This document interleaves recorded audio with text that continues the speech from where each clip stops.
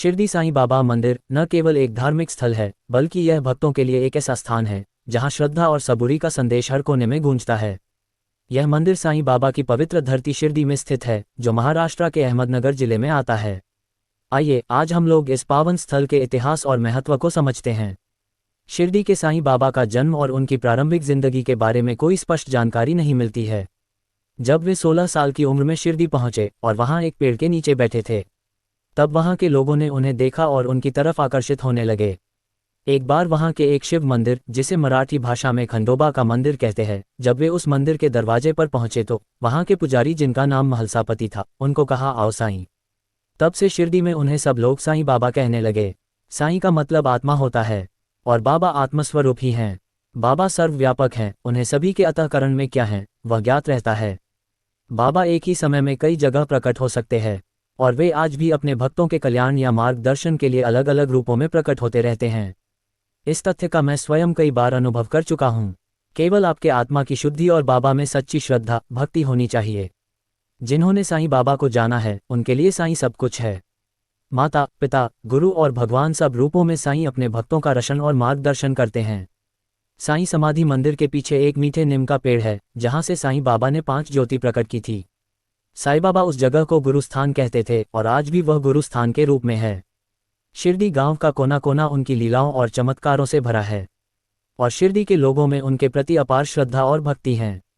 और सबसे बड़ी बात है कि वहां हिंदू मुस्लिम का कोई भेद नहीं है और न ही कभी उन लोगों में कोई मतभेद दिखता है। उनका संदेश श्रद्धा और सबूरी पर आधारित था। साईं बाबा ने सभी धर्मों को एक समान माना और कहा कि भगवान एक हैं। इसलिए वे हर समय कहते थे, सबका मालिक एक। उन्होंने हमेशा करुणा, दया और मानवता की सेवा को प्राथमिकता दी। उनके उपदेश और चमत्कार लोगों को ये सिखाते हैं कि सच्चे भक्त के लिए जाति, धर्म या समाज कोई भेद नहीं होना चाहिए। पूरा विश्व में हम सब एक ही ईश्वर के संतान हैं। यही कारण है कि बाबा के भक्त विदेशों में भी हैं और आज भी वहां के लोगों को बाबा के दर्शन और प्रेरणा मिलते रहते हैं। साईं बाबा शिरडी में अपने जीवन के आखिरी दिन तक यहीं रहे। साईं बाबा का महासमाधि दिवस 15 अक्टूबर 1918 को दशहरे के दिन हुआ। इसके बाद उनके अनुयायियों ने उनकी समाधि को मंदिर में बदलने का विचार किया। वर्तमान साईं बाबा मंदिर को साईं बाबा समाधि मंदिर भी कहते हैं, जो उनके अंतिम विश्राम स्थल के रूप में जाना जाता है। मंदिर का निर्माण एक स्थानीय व्यवसायी गोपालराव बूटी द्वारा किया गया था। इसे पहले बूटीवाड़ा कहा जाता था। साईं बाबा ने खुद भी इस जगह को अपना घर कहा था। उनकी समाधि संगमरमर से बनी है और उनके ठीक ऊपर बाबा की एक पवित्र मूर्ति स्थापित है। मंदिर परिसर में कई स्थान हैं जो भक्तों के लिए विशेष महत्व रखते हैं। बाबा की समाधि संगमरमर से बनी है और इस पर चांदी का सिंहासन है। समाधि के ठीक ऊपर बाबा की एक सुंदर मूर्ति है जो श्वेत संगमरमर से बनी है।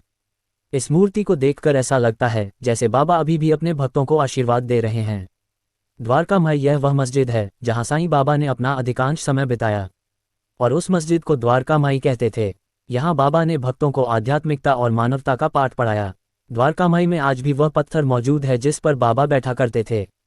इसके अलावा वह धुनी जो बाबा हमेशा ज्वलंत रखते थे और वह आज भी प्रज्वलित है। बाबा की चावड़ी वह स्थान है जहां साईं बाबा हर दूसरे दिन विश्राम करते थे।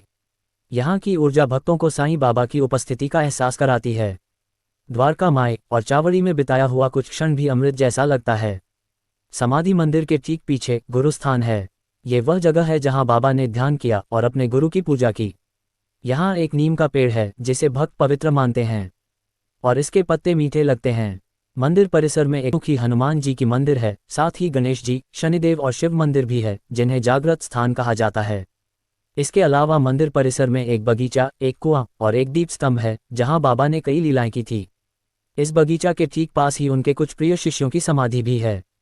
यह मंदिर परिसर का एक और महत्वपूर्ण हिस्सा है जहां भक्त पूजा अर्चना करते हैं। मंदिर का प्रबंधन और आरती का समय इस प्रकार है। शिरडी साईं बाबा संस्थान ट्रस्ट मंदिर का प्रबंधन करता है। यहाँ रोजाना 4 आरतियां होती हैं। पहला, काकड़ा आरती सुबह 4 बजे। दूसरा, मध्याह्न आरती दोपहर 12 बजे।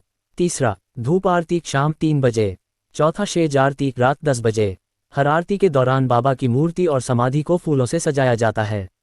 भक्त इस समय अपने मन की इच्छाओं को बाबा के चरणों में अर्पित करते हैं। शिरडी आने वाले सभी भक्त कहते हैं कि बाबा की उपस्थिति यहाँ हर पल महसूस होती है। मंदिर में प्रवेश करते ही एक अद्भुत शांति का अनुभव होता है। मंदिर में भक्तों के लिए कुछ नियम बनाए गए हैं ताकि सभी लोग साईं बाबा के दर्शन शांतिपूर्वक कर सकें।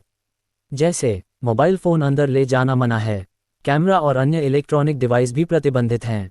अनुशासन बनाए रखना और मंदिर के कर्मियों का सहयोग करना आवश्यक है। लोग मानते हैं कि जो भी सच्चे दिल से बाबा के पास आता है, उसकी सभी इच्छाएं पूरी होती हैं। साईं बाबा ने अपने जीवन काल में जो उपदेश दिए, वे आज भी उनके अनुयायियों के जीवन का मार्गदर्शन करते हैं। बाबा का कहना है कि ऐसा कोई है तो बताओ कि जो द्वारका माई में आकर खाली गया हो। शिरडी साईं बाबा मंदिर न केवल एक धार्मिक स्थल है, बल्कि यह आत्मा की शांति और आध्यात्मिकता की राह पर चलने वाले लोगों के लिए महत्वपूर्ण गुरुस्थान भी हैं। यहाँ की पवित्रता और साईं बाबा की उपस्थिति हर भक्त के मन को छू लेती है। अगर आप अभी तक शिरडी नहीं गए हैं, तो एक बार इस पवित्र स्थल की यात्रा जरूर करें। साईं बाबा की कृपा से आपका जीवन सुखमय हो सकता है। कमेंट में साईंनाथ महाराज की जय जरूर लिखें।